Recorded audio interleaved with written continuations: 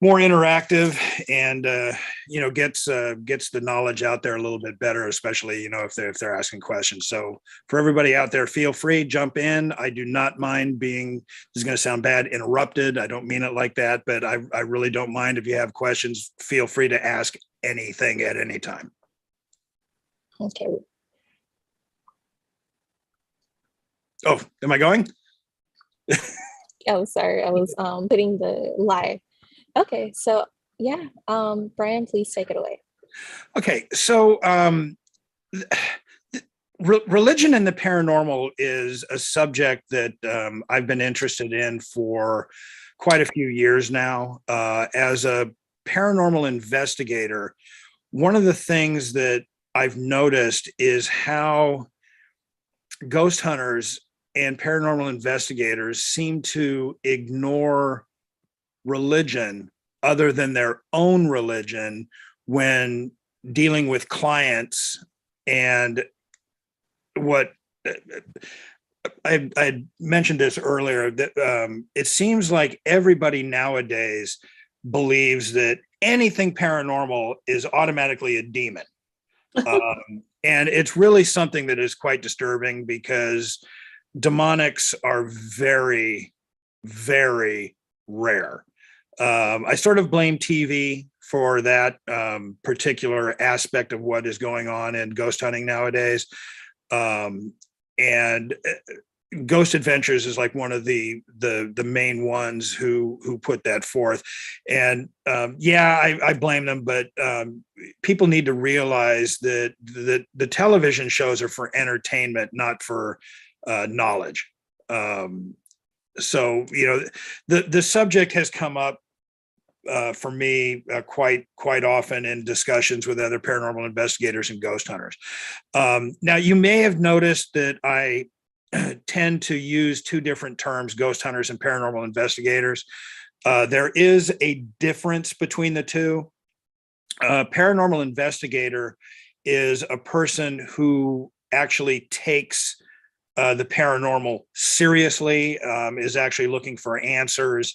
The paranormal investigator is usually the one that will go out and try and help clients who believe they have a ghost or something in their home, whereas a ghost hunter is somebody who goes out and does it just for fun. They just want to go out.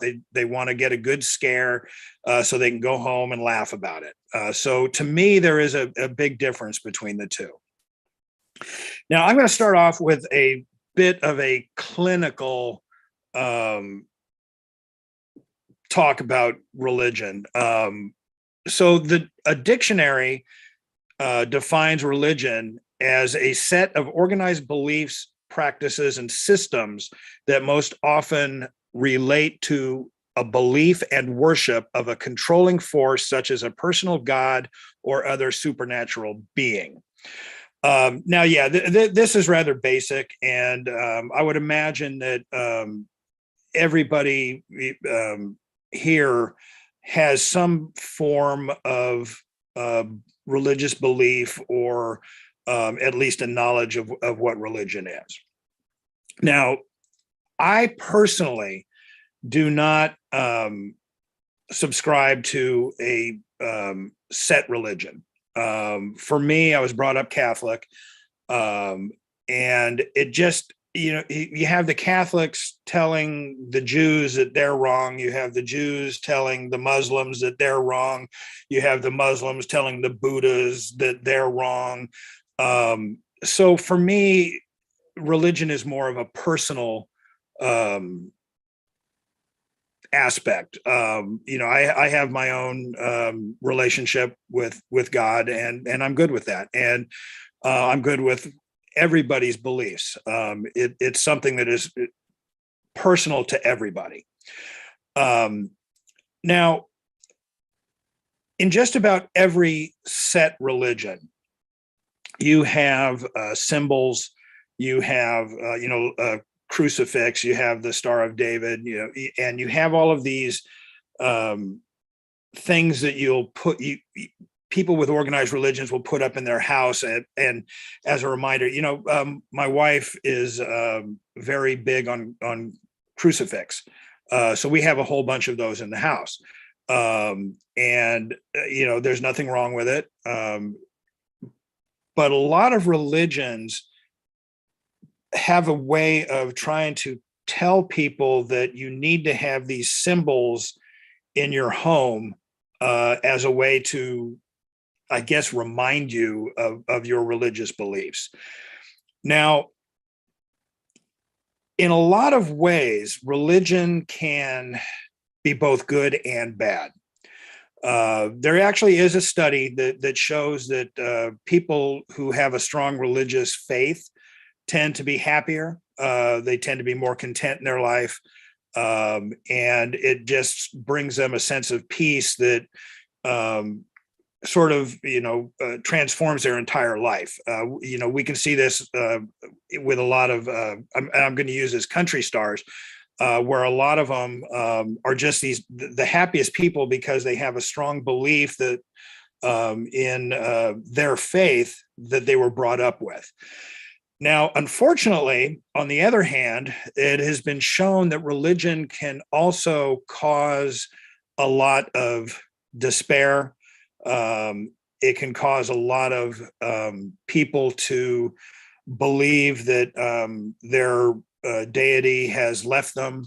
It can actually cause people to believe that certain things that happened to them were brought on by, and I'll just use Satan as an example, were brought on by Satan because they were not strong enough in their belief in God, and that everything bad happening to them is because God has left them. So you have this duality of religion where it can go one way to making people extremely happy, or it can go the other, make people extremely desperate. Now, it's this desperation that a lot of folks in the paranormal do not take into account. So an example of that, if we are called to a home case, one of the first things that my team does is we have this very extensive preliminary report that we send out to a prospective client. And it does get rather personal. We ask about drug use. We ask about alcoholism, family history of mental illness, religious beliefs, how strong their religious beliefs are, medical conditions. I mean, it really gets extensive. And the reason that we do this is because, we have done maybe close to 200 home cases, and maybe 2 of them were paranormal. The rest were all medical, mental, and things like that. And regardless, for us, even if it's not paranormal, we will try and help our client. One of the things that I found the most happiness with was when we had received a letter from the U.S. Marine Corps thanking us because one of our clients was a Marine Sergeant Major who had extreme PTSD, who believed that ghosts were spying on him and doing all of these things. And after the preliminary report, we sort of realized what was going on. We had contacted Camp Pendleton and working with the camp, the client, and getting things squared away, we managed to get him the help that he needed. It took a while, but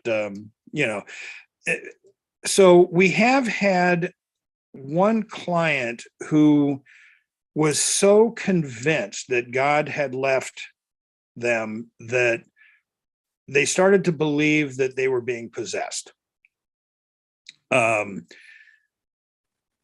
We did finally get her some mental help and know she was not becoming possessed, but it took us a long time to get her to realize that, no, just because all of this stuff is happening to you, God has not left you. And we did manage to get her the help she needed. Now, unfortunately, a lot of ghost hunters and even a lot of paranormal investigators would have taken one look at her and said, "Oh my Lord, I'm dealing with a demon." And then they would proceed with that assumption. Now, the problem with that is this person had mental issues. So as a paranormal investigator, now you go in and you start reinforcing their belief that they are being possessed, what you're actually doing is reinforcing their mental illness. So now you're trying to help, maybe, but you're actually making things worse. Now, to me, this comes back to two things. One, these people in the paranormal are not in it for the client; they're in it for themselves. They want to be able to go on social media and say, "We just battled a demon," and they don't even realize that what they're doing is making somebody's psychosis worse and worse and causing more and more harm. Now, as they're doing that, even though they're not doing what they should be doing by ascertaining a person's mental fitness, they're also not taking into account the person's religious beliefs. I don't know how many times that we have been contacted by a client who said that this group made things worse because they're being possessed by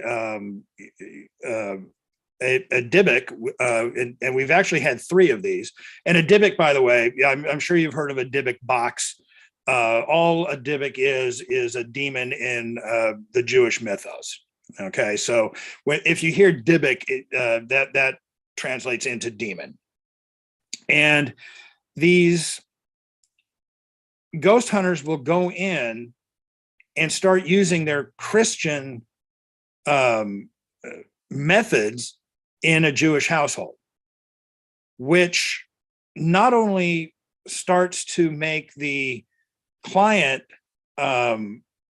more and more certain of their possession, but now they may or may not start to feel as if their own religion is now being attacked because they have a Jewish belief, yet the ghost hunters are coming in and trying to use their Christian beliefs in a Jewish household.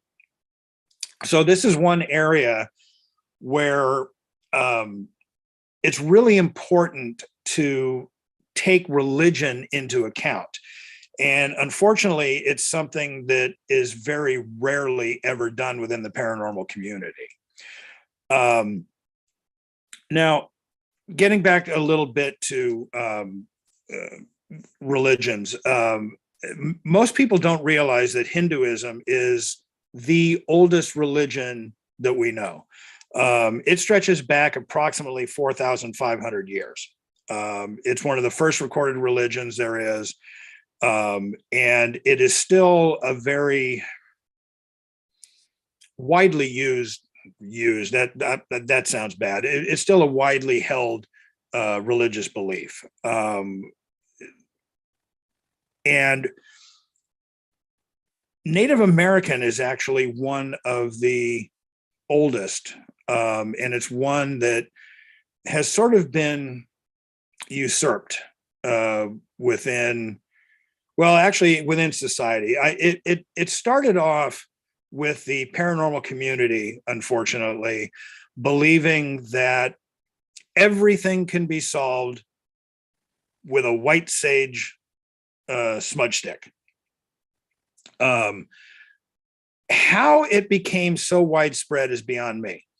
White sage basically only grows in a certain area in the Western United States, Southwest and Western United States. and was actually only used by a few Native American tribes, the Lakota, Comanche, Cheyenne, Arapaho, and Navajo being the main ones, and then some of their offshoots. And because of the widespread use now of smudge sticks for literally everything, you have a little bit of bad luck. Grab a white sage stick, sage your house, everything's solved. You have a ghost, white sage, everything's solved. It really is kind of silly when you think about it, because white sage is actually, within the Native American tribes, a religious practice. So if you take that into account, and you're all of a sudden smudging your house because you have bad luck, you've now usurped the Native American religion for something that the Native Americans would never have used the white sage for. Now, because of the fact that white sage is being used, I mean, you literally cannot go to a street fair without spotting a table that has white sage bundles. One for $3 or two for $5. I see it all the time. You go into a metaphysical store like the Psychic Guy right here in Torrance, and you just find white sage all over the place. What's happened now is white sage has actually, it's starting to become extinct. People are harvesting it. They're going out and just ripping out just whole plants of white sage out in the desert. Out on the 395, they're now starting to rip up not actual white sage, but things that look like white sage, because they're having so much trouble finding white sage itself. So that's another area where one people's religion is now this common practice, and most people don't even realize that it comes from a religion. And ghost hunters are one of the worst for this. They will go into a home and again, tell somebody, okay, you have a demon. And the first thing they do is they light up some white sage, and they run around the house and they start smudging everywhere. And it really does no good. There are a lot of times when we have found an actual spirit. Again, it's a lot more rare than what TV will tell you. And the client will say, well, I smudged my house, but that made everything worse. Well, okay, so you're smudging your house with a ghost here who knows what the religion of the ghost is, and maybe they just don't like the smell of sage, and it pissed them off because you were doing something that they're like, hey, stop this. So it's one of those things that just drives me crazy, that people do not realize that religion is involved with pretty much everything. Even a lot of people disagree with me on this, but atheism in and of itself is a religion. It's a religion of non-belief. If you ever try and talk to an atheist, one of the first things they will always bring up, and I have quite a few atheist friends, and we've all come to agreements that, I'm not going to push my religion on you. Please don't push yours on me, or your lack of. They will start telling you, well, you're dumb for believing in God because he doesn't exist, or you're dumb for believing in Allah because he doesn't exist, and yada, yada, yada. And they have actually turned it into its own religion. And as I've said, I've received a lot of scorn for that, shall we say. Um, but it is what it is. Now, I'm going to go into something that is could be a touchy subject. And this goes back to the problem with television and paranormal investigators today. There are a lot of times, and I do have a social media presence because it helps my capitalism in selling my books. But because of that, I will have a lot of people contacting me and saying, so what do you think about this? And a lot of them have to do with demonic possession. Now, of the 200 or so cases that my team has had, we have had one that may or may not have been of demonic origin. I don't really like saying that because it's so rare that I keep wondering to myself that we had some things happen that kind of leaned that way. I'm not going to go into it, but I get a kick out of everybody nowadays believing that a ghost is automatically a demon. And as I touched at the beginning of the talk, that it seems like nowadays everybody in the paranormal wants recognition as a demon hunter. I actually had a 16-year-old girl try and tell me that she was one of the foremost demonologists in the country. And I was asking her, it's like, okay, so how can you be one of the most foremost demonologists in the country when you haven't even graduated from high school? It all stems from television, which literally drives me crazy.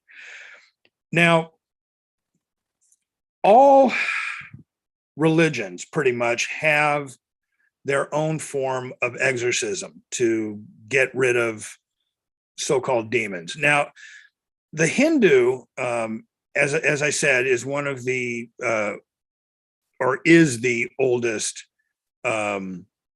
religion that we know of, and they actually don't believe that demons actually possess humans.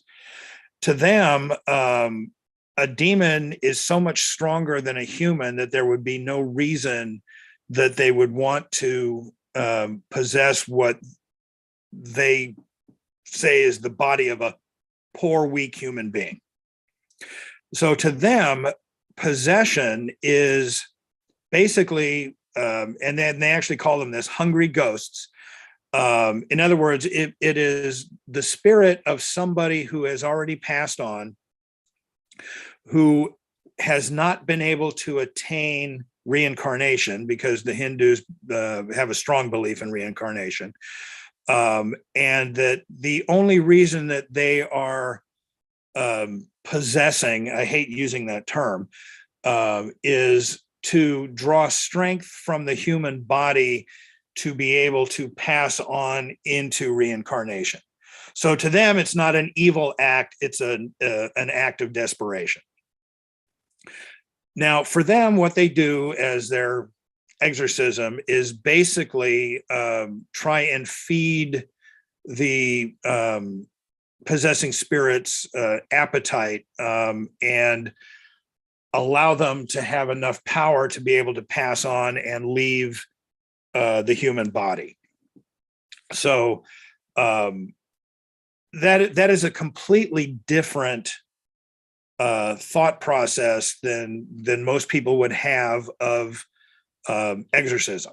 And I believe a lot of the thought processes, especially here in the United States, come from movies, The Exorcist being one of them, and Hollywood hype, shall we say. Now, Buddhism, which is another extremely old religion, they do believe in possession, but they have never had their own rites of exorcism. They have actually borrowed different forms from the Japanese mythos, Korean mythos, Chinese mythos. So they have this weird conglomeration of a bunch of different religions. But they all stem from Asian beliefs.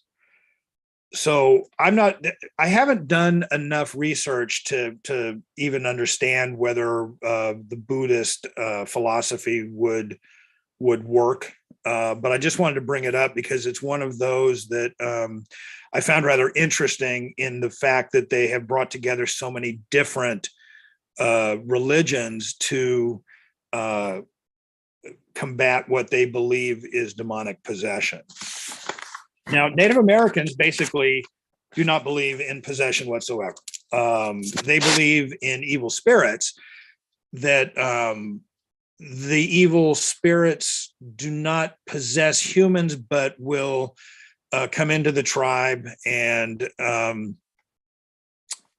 give bad luck, make it so the hunt is not successful and things like that. And again, the tribes in the Western United States would use white sage, but the tribes from the plains and the East Coast, they would use other various herbs that they believed would work on evil spirits. So again, you have Native Americans that all had roughly the same belief, yet different methods of trying to get rid of the evil or mean spirits. Judaism is one of the more interesting exorcisms that I've studied. And again, if you hear the term Dybbuk, and nowadays, like I said, you probably have heard it as a Dybbuk box. And what a Dybbuk box is it's a box that has been created and blessed by a rabbi, and it is used to trap a demon. So where Christianity attempts to drive a demon back to the depths of hell, in Judaism, they try and drive the demon into a box where they can lock it up and hopefully have it never be released. One of the odd things about Jewish exorcisms was that a lot of times they are a public spectacle. They will actually take place inside of a temple, and they will actually invite people in. There's usually 10 people plus the rabbi who will perform the exorcism with people watching. Now, I don't know how many people have heard of the trying to find a demon's name as a way to gain power over the demon. That actually is from the Jewish exorcism rites.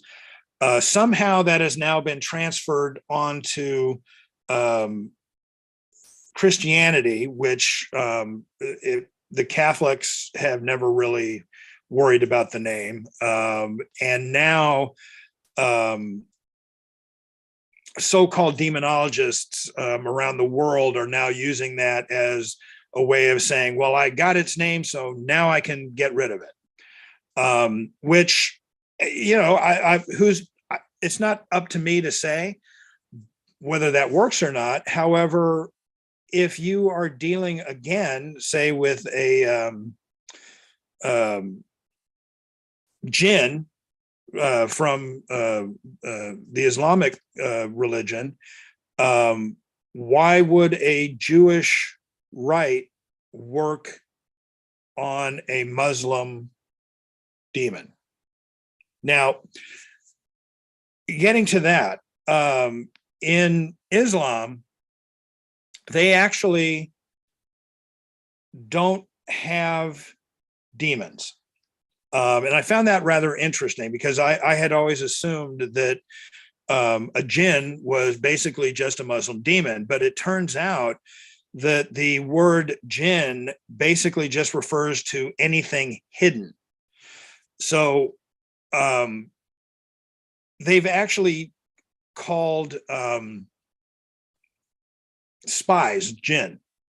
Human spies could be called a jinn because they were hidden. And I know that sounds a little odd, but as I was doing some research, I found that, that's one of the things that a lot of people don't understand is that the term jinn does not necessarily always mean something supernatural. Now, in the Quran, it actually states that Satan cannot possess basically anybody. And the quote in the Quran, and this is a quote specifically from Satan in the Quran. It says, "And I had no power over you except that I called you and you obeyed me. So blame me not, blame your own selves." So in Islam, what they believe is that Satan cannot possess you, but that Satan can tempt you. So Satan can whisper in your ear, saying, "Do this." Then he can whisper and try and get you to do this. So he can influence you, but he cannot possess you. Now, this to me hits to the heart of the matter. In my belief, the greatest gift that God gave us was free will. Satan cannot possess you unless you grant him the ability to possess you. Now, Christianity kind of has the same belief. And let's face it, most people are only familiar with the Christian rites of exorcism. And I'm going to go even further and say the Catholic rites of exorcism. And I believe that this comes from the movie The Exorcist, which was a fictionalized version of an exorcism case that actually took place in the late 1940s. Now, whereas the movie portrays a young girl being possessed by Satan or a host of demons, the actual case involved a young boy who a Jesuit believed was possessed. Now, it started off, it wasn't even a Catholic priest who started the exorcism. But when the exorcist in question, Father Bowdern, realized that he couldn't handle the situation, he took the child to St. Louis to a seminary and got the Catholics to help. So that one was kind of an odd one because there were two different religions. Yes, they were both Christians, so they were fairly close in their rites, and they actually used the rites of both sets of Christian religions to exorcise the child. And the name of the child has been hidden for years. I personally know the name, but I'm not going to say it because his family just didn't want it released, especially after the movie came out. Now, what I was saying about free will, in the Christian belief, it actually takes a while for a demon or Satan or whoever to be able to possess a person. And as I said, you have to grant the evil entity basically permission. You have to invite them in. Now, the way they do that, there are 3 different steps. The first step, and many of you may have heard of what these steps are, is known as infestation. So what this involves, a person will find things moving around when they're watching. They will start hearing knocking in their home. They'll start hearing or getting strange smells, hearing their name being called, bad odors as if there was feces in their room or sulfur, and feelings as if they are not alone, even though they are in a room. What this is designed to do is to slowly break down their ability to be comfortable. The more uncomfortable they become, the more wary of everything around them. So they will start to become scared of pretty much everything. Then comes what is called oppression. Now, the second step, the person will still have everything going on from the infestation phase, but now they're going to start to become sick for no reason. They'll have symptoms that have no known illness that they can relate to. So, they may break out in rashes, but also have ringing in their ears and partial blindness and all these different things that are associated with a bunch of different diseases, but not one specific illness. They'll start to have horrifying nightmares.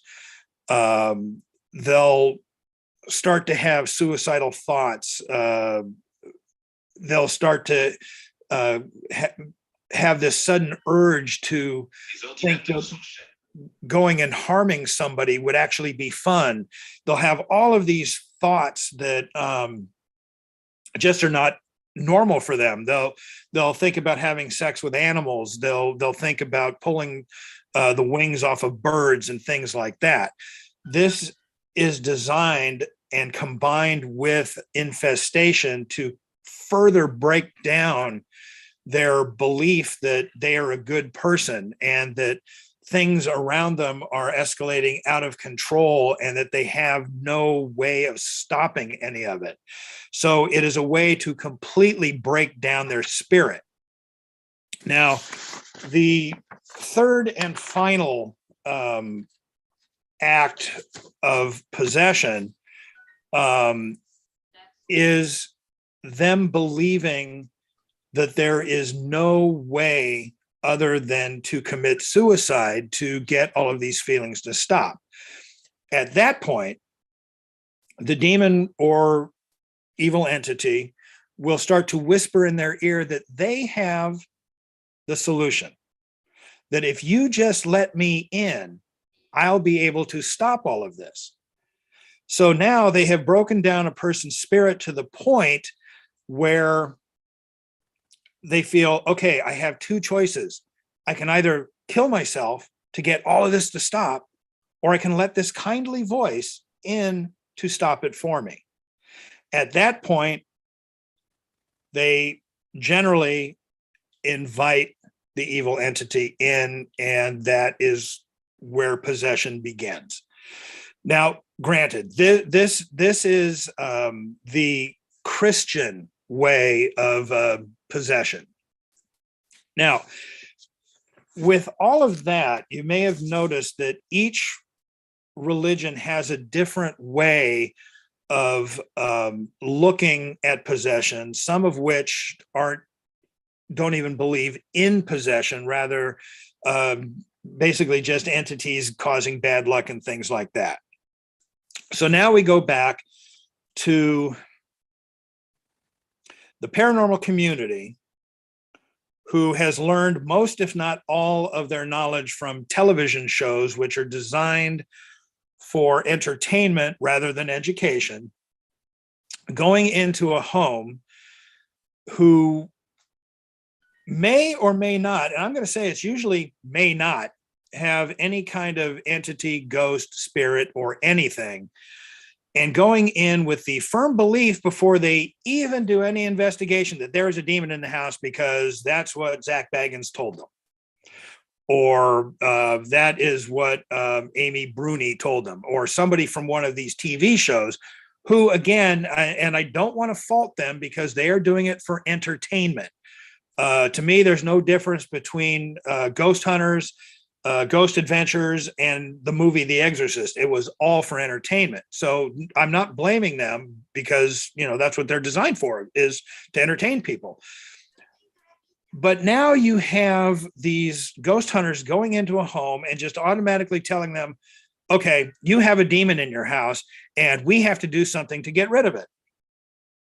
So let's say that they were called into a Muslim home, and they are now telling Muslims who have a firm belief in their Islamic heritage that, well, demons don't possess.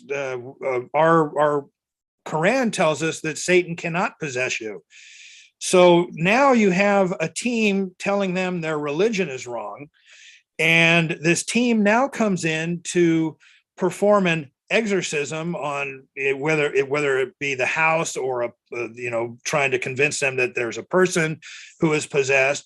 And now you have them coming in with, say, their Christian rites, basically now further telling the Muslim that we're ignoring your religion because your religion is wrong. And it just makes everything worse.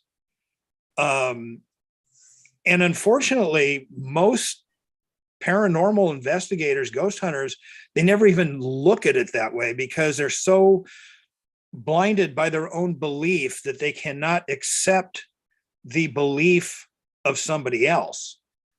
And I mean, it's just not right for anybody involved. And the fact that they just automatically assume nowadays that it's a demon rather than a ghost is just mind-boggling. Now, one of the reasons that I say that you have to use a person's religion, and I've gotten this before, is, well, all demons are the same. Most people believe that demons are fallen angels. Now, we'll use that. That's my own belief myself. But as we've seen, Islam does not believe that really there are even demons. They believe it's just Satan himself. But people tell me, well, just because it's a Jewish person, it's still the same demon. So since the demon is the demon, we can use our Christian beliefs. Well, since when is a demon just a Christian? A demon is not a religious symbol at all. You can say that it's a fallen angel, but the demon is not part of a religion. So what demons do is they attack a person's belief. They assume that person's belief. So if a demon is going after a Christian, the demon will become a Christian demon and will then be subject to that person's belief system. I'm sorry, did somebody have a question? Okay. And it's the same as, if they're attacking a Jewish person, that they will become a Dybbuk and will go after the person on their Jewish beliefs. Now, if demons actually exist, one of the things that I've often wondered is if a demon goes after an atheist, and this is something that I'm still trying to wrap my head around. And as an atheist who does not believe in any sort of deity or any sort of religion, what does the demon go after? And does it make it easier for the demon to be able to possess a person? And it's something that I've been trying to wrap my head around. And there's really not a whole way of gathering knowledge on it. You could talk to an atheist, but they'll just tell you, well, you're nuts because demons don't exist, God doesn't exist. So, yeah, it's just one of those things that I haven't run across, not sure I want to run across, but it's an interesting thought on how an evil entity would go after a atheist. Now, ghosts are basically the same thing. You don't need to exorcise a ghost. But if you do have a spirit in a home and you have proven that there is a spirit in the home, and to me, that is the main point. You must prove that there is a ghost, not disprove that there isn't.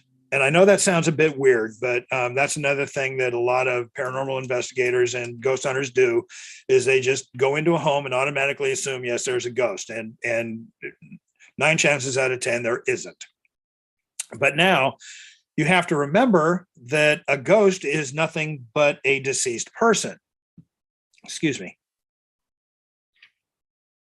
So most people, as I said at the beginning, have their own belief system. They will believe in a certain religion. Again, be it Muslim, Jewish, Christian, Buddhist, Hindu. A majority of people have these religious beliefs. So now if you think about the fact that a ghost is nothing but a deceased person who has passed on, there is no reason to believe that just because they have passed, if it is an intelligent haunting, they will still retain their religious beliefs. So again, if you go in and you discover a ghost, one of the first things you should do when trying to communicate with the spirit to find out why they're there and all of that is to ascertain if the spirit has any religious beliefs.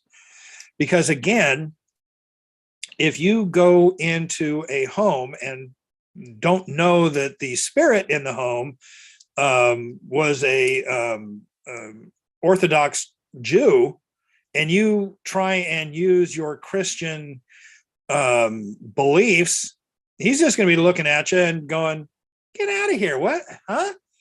They're just going to ignore you because you're basically insulting them. So even something as simple as a ghost, you have to take religion into account. And that's another thing that drives me crazy is a lot of ghost hunters, they never look at ghosts as human beings, when in actuality, just because they've passed on, if it is an intelligent haunting, that means they still have their consciousness, they still have the ability to think, and therefore they still have everything that makes up a human being short of a body. And yes, I know that sounds really weird, but if you take into account that a human being is mainly electrical thought processes that hold together basically a bag of water, it really isn't that hard to think or remember that just because there's no longer a body there, that the person doesn't exist. Okay, so that's basically all I have. So we have about 5 minutes. So I'm wanting to open it up for questions if anybody has any.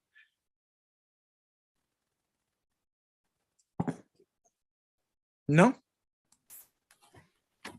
I have a question. Sure. How do you communicate with ghosts to ascertain their religious beliefs? So there are two ways that my team and I communicate. My buddy Bob, who is the leader of Planet Paranormal, he has this odd ability to get spirits to actually speak out loud. Now, that is classified as audible communication. So we will actually be somewhere and asking questions out loud. And it is amazing how many times when Bob is there that we can actually hear them speaking to us. So that is one way. And, you know, a lot of times, you know, they're leery of answering. We've had some that will actually cuss us out audibly, which we just kind of find amusing. And then there are others who will actually, you know, try and give us some information. Now, it does take a lot of energy for a spirit to be able to manifest a voice. And this is one of the ways that we try and determine whether there is a spirit present. We will use an EMF meter to take a baseline of, say, a room we're in. And if, let's say the EMF is at a 5.2. If we are hearing a spirit, or if we believe a spirit is there, we will do another EMF reading to see if the EMF has dropped. Now, if the EMF has dropped, we need to find out a reason for it. But if we have a constant power source, there should be no reason for the EMF to drop other than something using that electrical energy. Now, on TV, they always say that when a spirit is there, the EMF goes up. It's actually the exact opposite, because the spirit has to use energy to be able to manifest. Now, another way that we try to communicate is through our audio devices. And we have digital recorders, and some of them do different things. I have one that I can actually plug headphones into, keep the headphones on, and it will actually pick up imperceptible voices that otherwise we would have to wait and download onto a computer to be able to hear clearly. But as long as I have the headphones on, it a lot of times I have been able to hear spirits basically talking. So there's that. And then also sometimes what we will do is we will use our recorders and we will ask a series of questions. And every 5 minutes or so, we will stop. We will tell if there is a spirit there.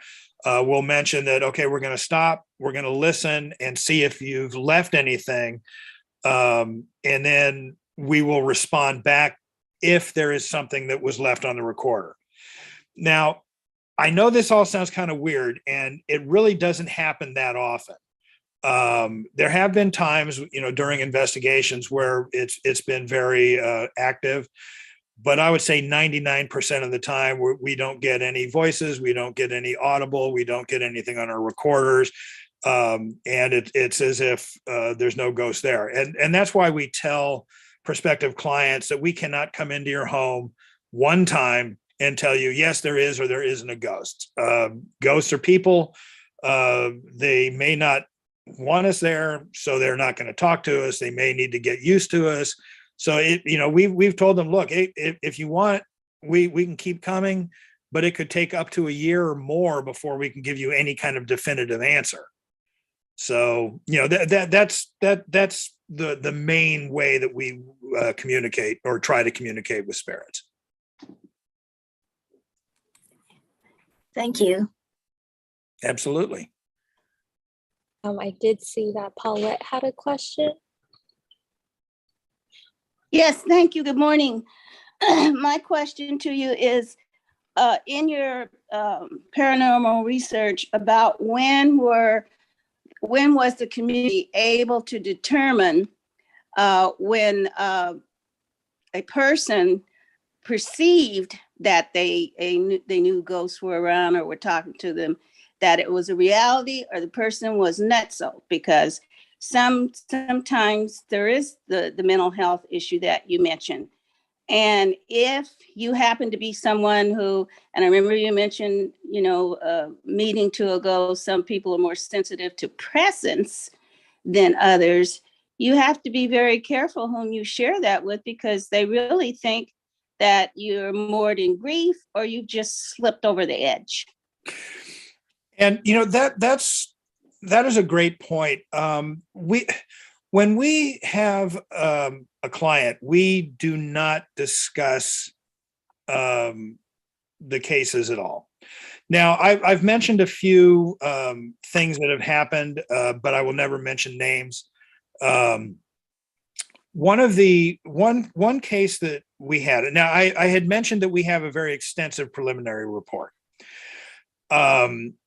And that has really helped us in the past. We had somebody who wanted us to come up for a case. We sent them the preliminary report, and they actually sent it back. Most of the time, people will not send it back. They take one look at it and go, okay, whether they're thinking that we're going to find out that there isn't a ghost just by the preliminary report, or the preliminary report has a tendency to scare potential clients off, and that's fine. But one of the preliminary reports came back, and I was reviewing it, and 3 of the medications that the person was on were for restless leg syndrome. Mm-hmm. And so I was like, okay, restless leg syndrome, that sounds familiar. So I went back to the activity that the person was saying that was happening in their home. And they were saying that late at night, the ghost was fondling their feet, was rubbing their legs, and all of this stuff with their legs. So I was like, all right, let me see if there's a correlation. So I went and started doing some research on restless leg syndrome, and pretty much everything that this person was saying that the ghost was doing had a direct correlation to what was happening with restless leg syndrome. So we contacted the person and told them, okay, we believe what you have is symptoms from your restless leg syndrome. So we recommended that the person go and talk to their doctor about maybe, changing their medication or something like that to see if that would solve the problem. We were told, no, please come up. So this was in Northern California. So we drove up to do the investigation, and I won't go into the whole thing, but our final determination was that it was, I don't want to say out of control or untreated, but it was basically restless leg syndrome combined with a 14-year-old granddaughter who was enamored with ghost TV shows and just wanted there to be a ghost in the house. Okay. Something happened after that we were like, oh my Lord. But so there's a lot that goes into legitimate paranormal investigation that most paranormal investigators and ghost hunters don't want to do, because they don't want to shatter their own illusions about what ghosts are, or that they're some sort of warrior against ghosts or things like that. It's kind of sad in a way.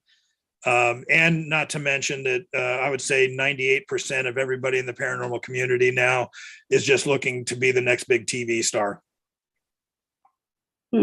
Well, thank you very much. That answers a lot of it, because you do have to wonder that you don't know everything about what goes on in the universe. And I do believe that the essence or the spirit or the soul of anyone who's passed on. You called it energy, and that's it too. It doesn't die. And so I firmly believe if there are very deep connections between these people, that there is some recognition that they still exist and are around. Or I don't think that these people would, be flicking the lights or turning over the furniture or any of that kind of stuff. That I don't buy into that. But I think that you still have a connection with people that were close to you that have passed on. Yeah, I completely agree with you. But thank you. Oh, my pleasure. Do we have any other questions? Well, I don't have a question, but I just wanted to let Brian know it was very interesting. Every session was very interesting. I enjoyed hearing about your adventures and your experiences. And even today, it never occurred to me about the religious connection, how some people might be doing things without knowing the religious meaning or context, and how that might affect, if there is a spirit, how it might anger them, or because it's not their religion, the spirit's religion. So that was very interesting. Anyway, I wanted to say thank you. Oh, no, thank you. Thank you for giving me the time to talk. Okay, so we'll start the recording right now. I did want to remind you guys that we did have some more planned discussions with Brian, a little bit more of location hauntings. So stay tuned for those. We'll begin our summer classes and courses around June. So look out for our summer preview, where we will discuss other classes and Brian's classes as well. Brian, thank you so much for your time. If there are any closing statements from anyone else, other than that, everyone have a beautiful rest of your day. But we'll conclude today. Be safe, Thank everybody. you for letting us know that he's coming back. That's wonderful. Yeah. Thank you, guys. Mhm. All right. Thank you, everyone. Have a beautiful rest of your day, and I'll see you next time. Thank you. Bye, everybody.